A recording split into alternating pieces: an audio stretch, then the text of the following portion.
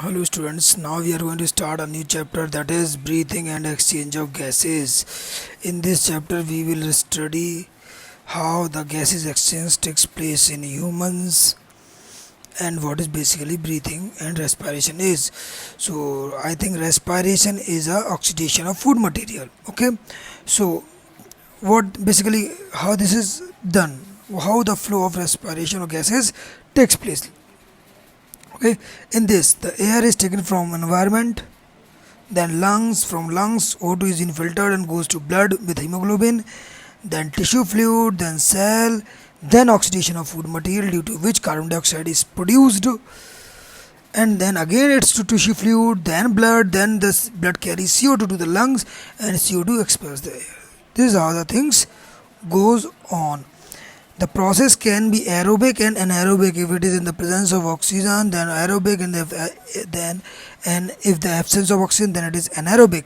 Or aerobic process releases a high amount of energy, while anaerobic respiration do not evolve much about do not evolve much energy. Hence, the production of other substances takes place.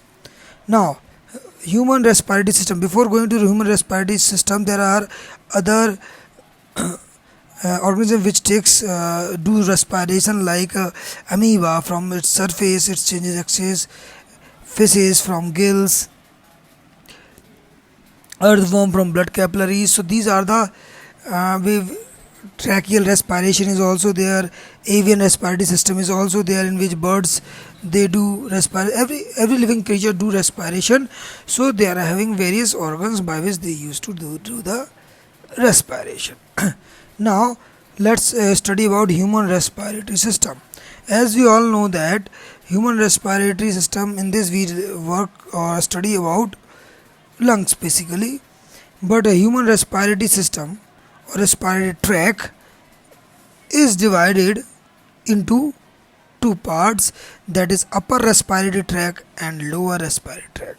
So first we will be studying upper respiratory tract, which includes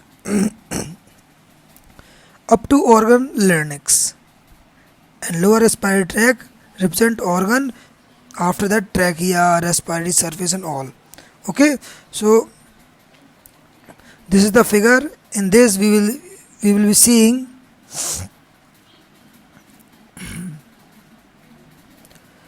nose, ear, mouth, respiratory region, nasal vestibule, frontal sinus,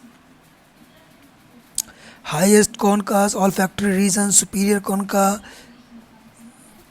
These are the back portion of the nose, middle concha, inferior concha, palate, upper part of the buccal cavity is known as palate, hyoid, epiglottis, larynx, this is known as voice box, Adam's apple.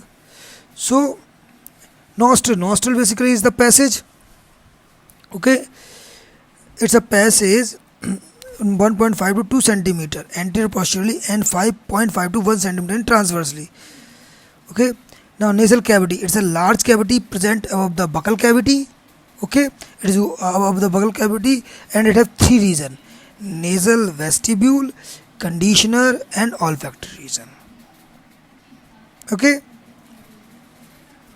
nasal vestibule coats hairs for trapping the particles from the incoming air, and conditioner is a middle large division of the nasal chamber. Okay, and olfactory region is it in the upper part of the nasal chamber, which also contains superior nasal concha. Basically it is, the surface is yellow brown and have epithelial lining over it. Okay, then there is internal nares, pharynx. It's a vertical tube. Pharynx, basically what is pharynx? It's a vertical tube which differentiate into three parts: nasopharynx, oropharynx and laryngopharynx. Okay, so this is divided into that. Now if we talk about larynx, then this is the diagram of a larynx. This is how larynx looks. It is a corniculate cartilage, anteroid cartilage, Thyroid bone, epiglottis. Keep this in your mind. Epiglottis, very important part because it acts as a lid for the respiratory tract and the food pipe. Thyroid membrane, thyroid cartilage, cricoid cartilage and trachea.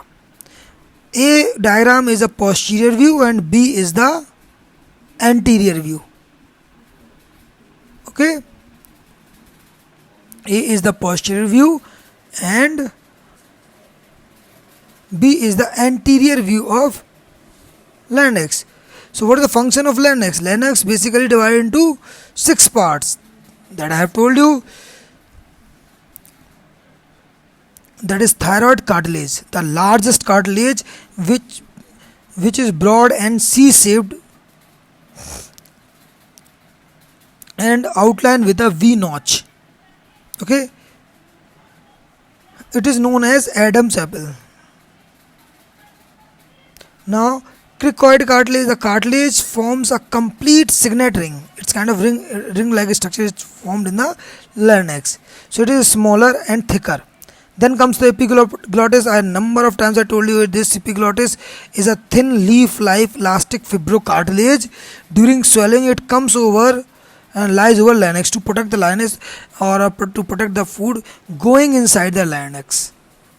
Okay, this is a work of epiglottis. Then arytenoid cartilage. They are two small pyramidal cartilage, too small in size, pyramidal cartilage. Then come to corniculate cartilage, cartilage of a centrone. Okay, here it is. They are conical nodules of elastic fibrocartilage. Okay, this is all about larynx, as it is a special organ of respiratory tract which is specialized to produce sound. This produces sound. Now how the sound is produced? What makes sound to get to produce? So this is I will be showing the figure how sound is being produced. These are the diagrams of vocal cords. So in this we found vocal cords, arytenoid cartilage and thyroid cartilage. Thyroid cartilage is a C-shaped cartilage and inside which there is a vocal cords in which arytenoid cartilage is hanged out. In diagram A, at rest abduction, and in B, sound production is happening. Basically when the air is being blown from inside the trachea, air passes from these, and these vocal cords used to vibrate frequently for producing sound, and with the help of tongue we used to create words. This is how this works. This is how it. If these vocal cords are just because of gathering of certain mucus or something, they are blocked, then the path is also blocked, due to which the change in voice can take place. The shrillness and deepness of the voice depends on the space between these arytenoid cartilage and vocal cords. Okay, the female voice is due to their thinner vocal cords. You are seeing the vocal cords, they are thinner. If they are thinner, then the voice will be bit higher pitch. If they are thicker, so there will be lot of air will be needed for it, hence the pitch will be cord will be thicker. If the cord will be thicker, then amount of air needed will be more, hence sound will deep sound will be produced. And if they are thinner, then easily it can be moved, hence the sound produced will be shrill by the thin vocal cords. Tongue, teeth, lips, nasal cavity, these basically helps in the making of words like we do. So the point is this is the diagram of the vocal cord. A is at the rest position, B is at the sound producing mode. So now we have done with the upper part of the respiratory tract. In the next slide we will be doing the lower part of the respiratory tract. Today we have gone through the what is respiration, what is the respiratory process, what is respiratory organ, and what are the basic parts of the upper respiratory tract. Thank you very much.